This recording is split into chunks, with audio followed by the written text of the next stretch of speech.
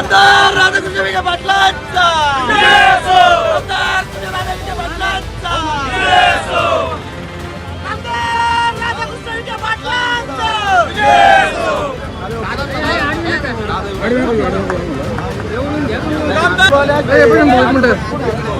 मी अतिशय आनंदाचा क्षण आमच्या सर्वांकडे बदल करण्याच्या दृष्टीने मी प्रथमतः सत्तामालिके साहेबांच्या चरणी नमवून हा निर्णय सर्व त्यांना मी समर्पित करतो.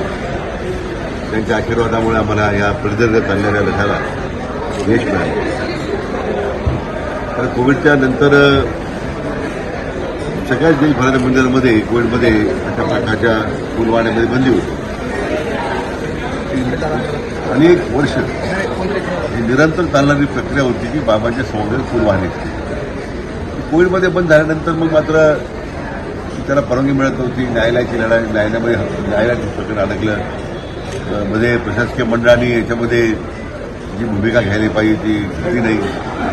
आता सरकारने परत सकारात्मक भूमिका त्यामध्ये मांडली.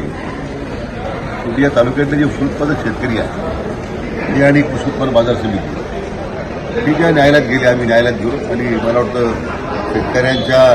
शेतकऱ्यांची विनंती मान्य उच्च न्यायालयाने मान्य केली. आणि त्या सर्व आमच्या याचिकाकर्ते जे आहेत शेतकरी बांधव त्यांनाही मनापासून धन्यवाद देतो आणि मान्य उच्च न्यायालयाने सुद्धा मनापासून आभारी होतो.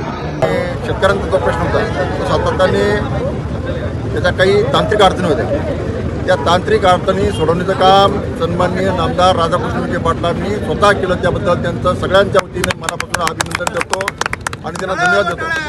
आज बऱ्याच प्रकारचे रोजगार इथं मुलं उपलब्ध होते. बऱ्याच दिवसापासून त्यांचा फुलाचा विक्रीचा प्रश्न होता.